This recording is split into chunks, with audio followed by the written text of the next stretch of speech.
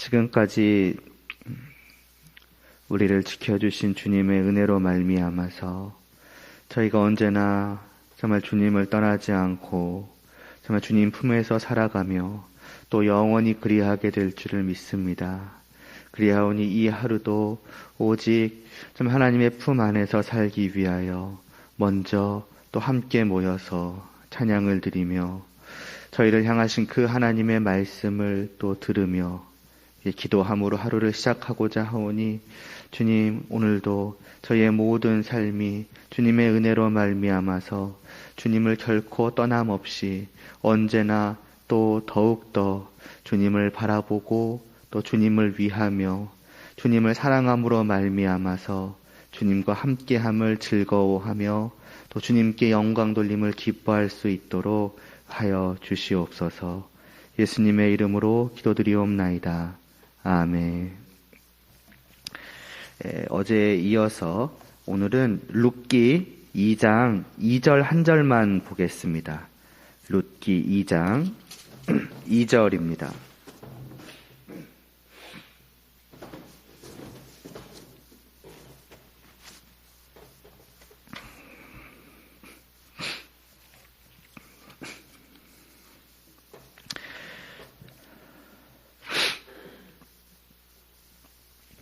룻기 2장 2절 한 절.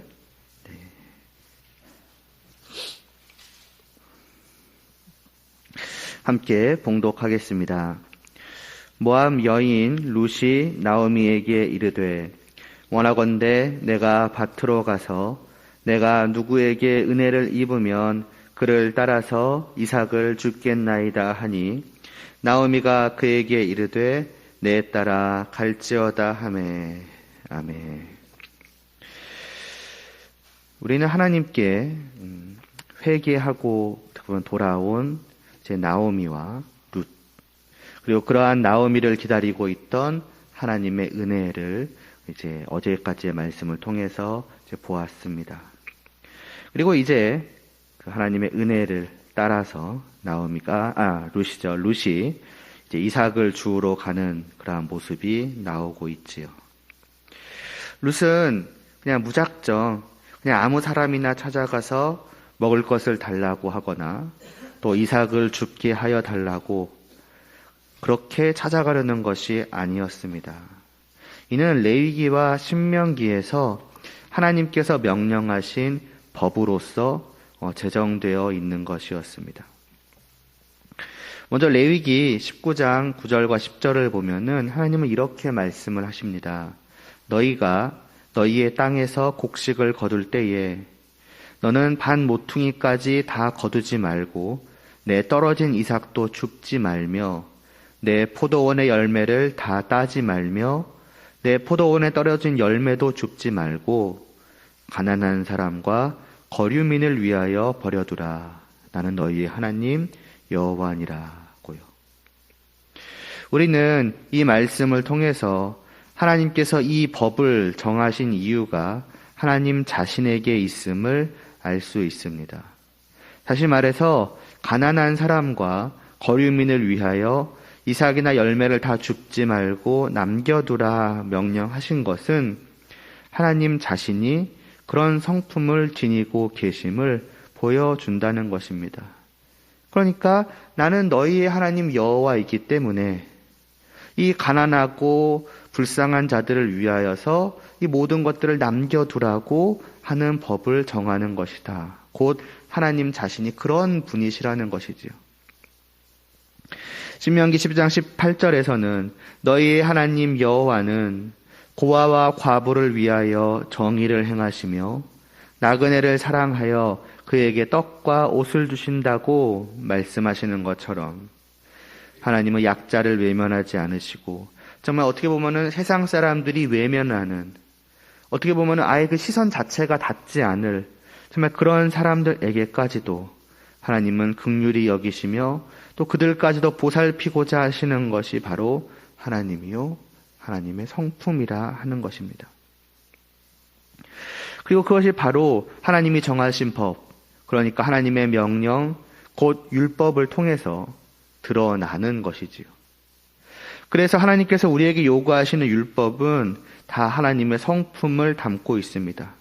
하나님의 의로우심, 또 하나님의 공정하심, 뿐 아니라 하나님의 사랑과 긍휼이 풍성하심 등이 다 이 율법 안에 담겨 있으며 율법을 통해서 우리에게 보여질 때에 밝히 드러나는 것이지요.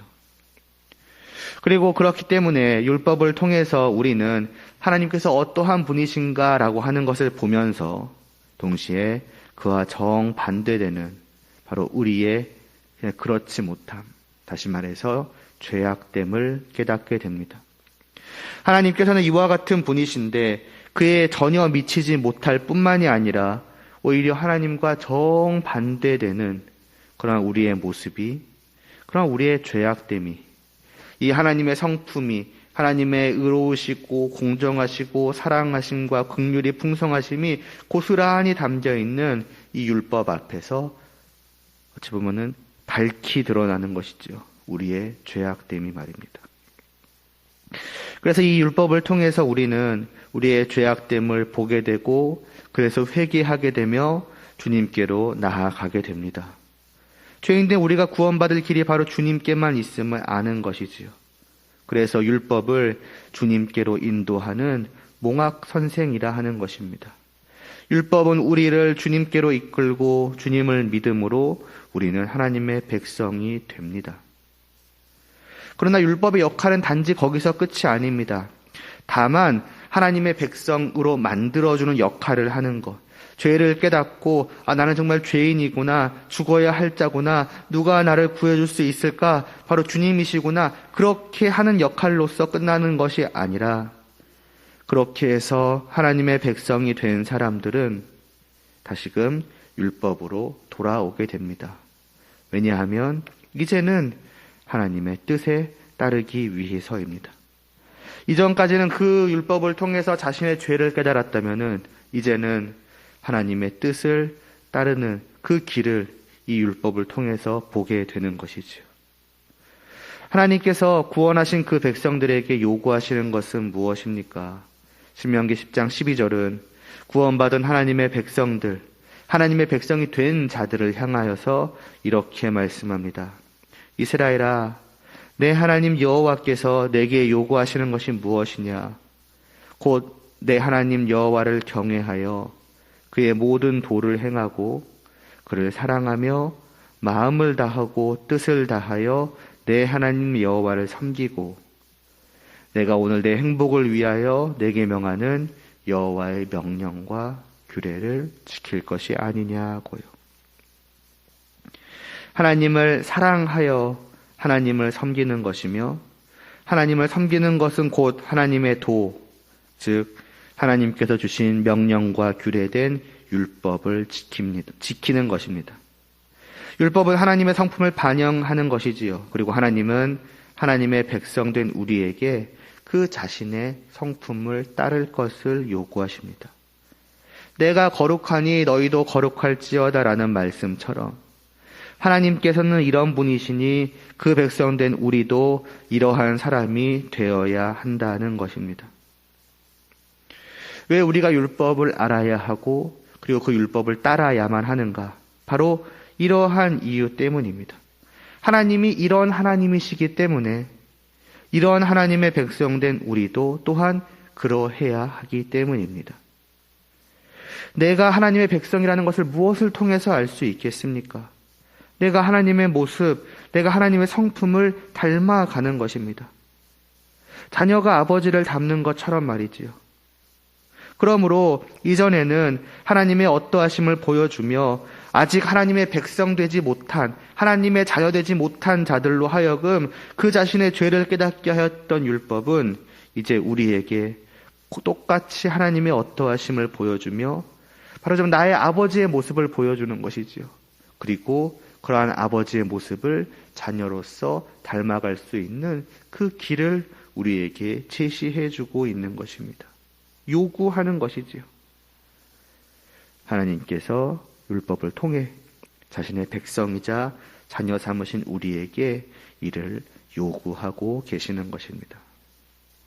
그래서 이 율법은 여전히 한편으로는 우리의 부족함과 죄악됨을 뼈아프게 밝혀줍니다.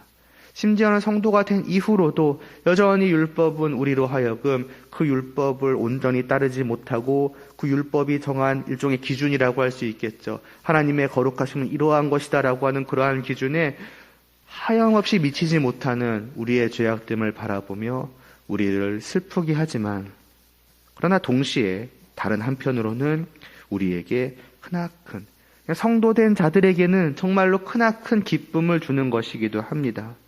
왜 율법이 우리에게 요구되고 있습니까? 왜 하나님께서는 우리에게 이것을 지키라 명하십니까? 그것은 다름이 아니라 우리가 하나님의 백성이요 자녀이기 때문입니다.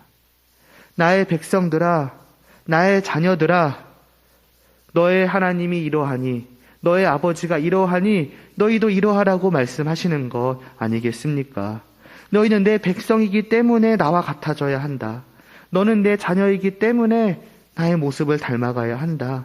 말씀하시는 것 아닙니까? 우리를 그분의 백성이요 자녀로 삼아주셨다는 그 은혜로운 사실이 나 여호와가 이와 같으니 너희도 이와 같아야 한다는 율법의 요구를 통해서 말하자면 증거되고 있는 것입니다. 이것이 율법의 역할이요 또 율법 안에 담겨있는 의미입니다. 그리고 앞서 말씀드렸듯 이 이삭을 남겨두라는 하나님의 명령에 한정시켜서 생각을 해본다면은 우리는 약한 자들 또 소외된 자들을 향한 하나님의 사랑과 긍휼과 관심을 보면서 하나님이 이러한 분이시구나. 그렇다면 우리도 이와 같이 다른 사람들을 향해서 사랑과 긍휼과 또 관심을 기울여야겠구나라고 하는 것인데, 그와 함께 이 명령 안에는 우리가 사랑과 긍휼을 베풀어야 하는 이유가 한 가지 더 담겨 있습니다. 같은 그 명령이 레위기만이 아니라 신명기 24장 19절에서도 나와 있는데요. 마지막에 한 가지가 더해집니다. 이 명령을 왜 주셨는가? 이렇게 말씀합니다. 너는 애굽 땅에서 종 되었던 것을 기억하라. 이러므로 내가 이 일을 내게 행하라고 명하노라라고요.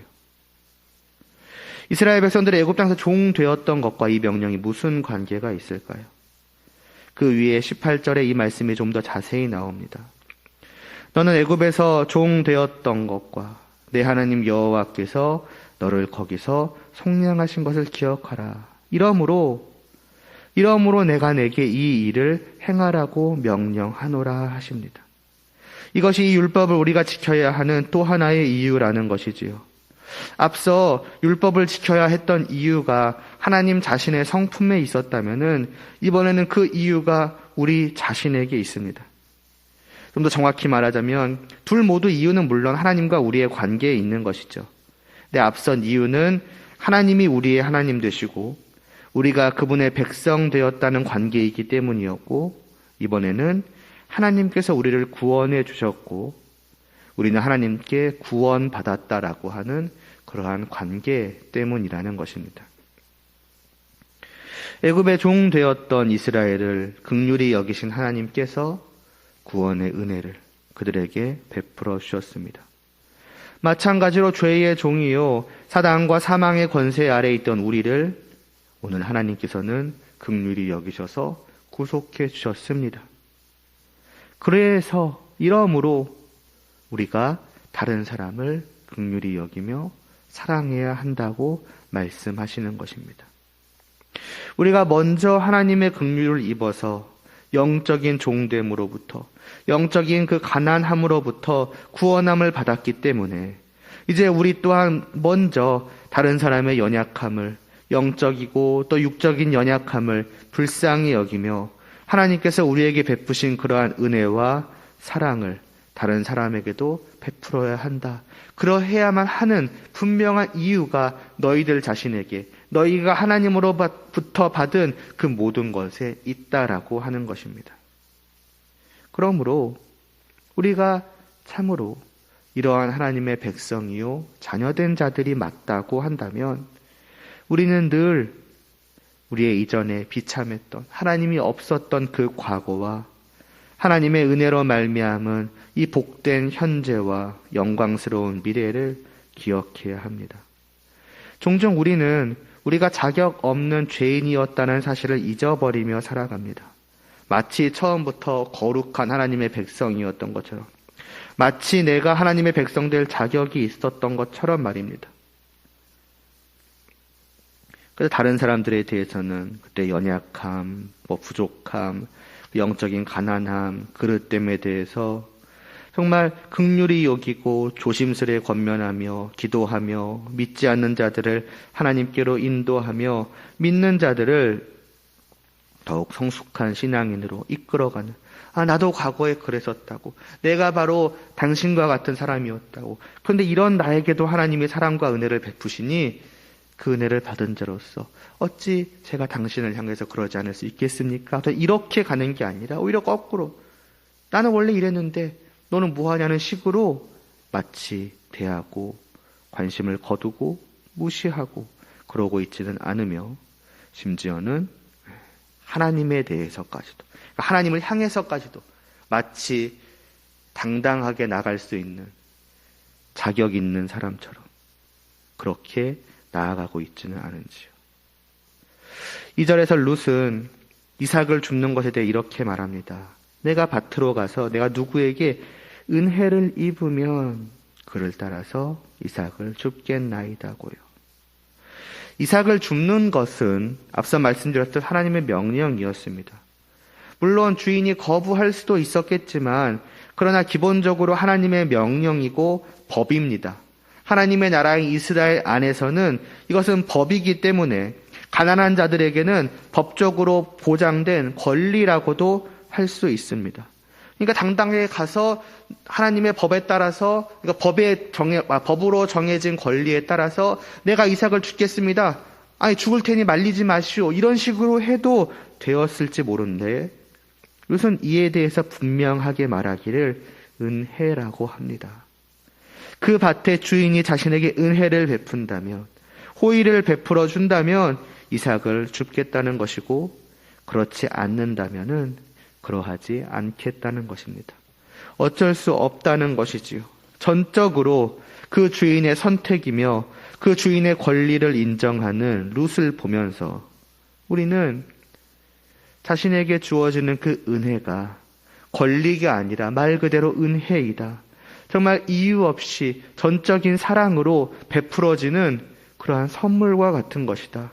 내가 받을 만한 자격이 있어서 받는 것이 아니라 그저 주인의 그 은혜를 입을 뿐이다라고 하는 그러한 성도의 자세를 깨닫게 됩니다. 룻의 이 모습을, 이렇게 은혜를 구하는 그 주인에게 모습을 당연하게 여기실 수도 있습니다. 법이라고 할지라도 다른 사람의 것을 자격 없는 사람이 받는 것인데 당연히 이러해야 하는 거 아닌가? 이렇게 생각하실 수 있습니다. 그런데 그 당연한 것이 과연 하나님을 향하는 그 우리의 모습 속에서도, 우리의 마음, 우리의 자세, 우리의 말과 행동 속에서도 똑같이 나타나고 있는지요. 하나님께 기도하는 우리의 마음이 정말로 하나님의 은혜를 구하고 있는지, 그저 하나님 저에게 은혜를 베풀어 주신다면은 저에게 기도한 그 내용을 들어주시옵소서, 어떤 그러한 겸손한 자세로, 무릎 꿇는 자세로 되어지고 있는지, 아니면 마치 우리의 어떤 권리를 요구하는 것인지 생각해 보아야 할 것입니다. 하나님 그래 주셔야 되는 것 아닙니까? 하나님 그거 당연한 거 아닙니까? 해 주셔야만 합니다. 마치 이렇게 되고 있는 것은 아닌지요. 실제로 예전에 제가 기회가 있어서 이제 어린애들한테 하나님께서 왜 너희의 요구를 들어주셔야 한다고 생각하냐고, 하나님께서 그러할 이유가, 의무가 있으시냐고 물어봤을 때 많은 아이들이 한결같이 하나님이 우리를 사랑하시니까 당연히 그렇게 하셔야 한다는 답을 들었습니다. 물론 아직은 그냥 어린 아이들의 생각으로 받아들일 수도 있겠으나 그 생각 속에는 하나님이 베푸시는 은혜라기보다는 그저 하나님이 우리에게 하셔야만 하는 마땅한 의무만이 존재하였습니다. 그 아이들과 비교할 때 어른이 된 우리의 생각은 어떠합니까? 우리는 정말로 은혜를 은혜로 여기고 있는지요? 아무런 자격이 없는 나에게 그저 사랑과 긍휼에서 베풀어지는 하나님의 호의가 은혜임을 알고 우리의 모든 기도가 언제나 하나님의 뜻대로 이루어질 것과 그러나 하나님께서 혹 나를 긍휼히 여기셔서 은혜를 베풀어 주신다면 이라는 마음을 가지고 그래서 제 기도가 있으나 제 바람이 있으나 그러나 하나님의 뜻대로 제 뜻대로 마옵시고 아버지의 뜻대로 하여 달라는 그러한 마음과 같은 기도가 되고 있습니까? 아니면 내가 이렇게 열심히 기도하는데 왜 안 들어주십니까? 들어주실 때까지 저는 기도하겠습니다. 어떤 그런 모습입니까? 우리는 자격이 있어서가 아니라 하나님의 은혜로 구원을 받았으며 하나님의 은혜로 하나님께로 나아갈 수 있으며 하나님의 은혜로 하나님께 간구할 수 있는 사람들입니다. 모든 것은 그저 자격 없는 우리에게 베푸시는 하나님의 전적인 호의로 인함이라는 사실. 그러한 호의로, 그러한 은혜로 우리가 지금까지 살아왔으며 또 오늘도 살아가고 있다. 맞으면 하나님의 은혜로운 돌보심으로 살아가고 있을 뿐이다. 그렇다면 그러한 하나님을 향한 우리의 마음과 자세와 또 말과 행동은 과연 어떠해야 하겠는가? 이 룻의 모습을 통해서 다시 한번 돌아볼 수 있으면 좋겠습니다. 기도드리시겠습니다. 하나님 아버지, 그저 모든 것은 하나님의 은혜일 뿐입니다. 정말 하나님의 한량없는, 정말 우리에게 그러실 이유가 없음에도 베풀어 주시는 그 긍휼히 여기심과 은혜로 우리는 부름을 받아 지금까지 하나님의 품 안에서 살아왔으며 또 오늘 하루도 살아가고자 합니다. 정말 우리가 그와 같이 은혜 안에서 살아갈 뿐인 자라는 것을 오늘 하루도 잊지 않게 하여 주시옵시고 언제나 하나님의 은혜를 은혜로 아는 자로서 하나님 앞에 정말 겸손과 감사와 감격과 사랑만이 이 하루 동안에도 저희의 삶 가운데 가득할 수 있도록 하여 주시옵소서. 예수님의 이름으로 기도드리옵나이다. 아멘.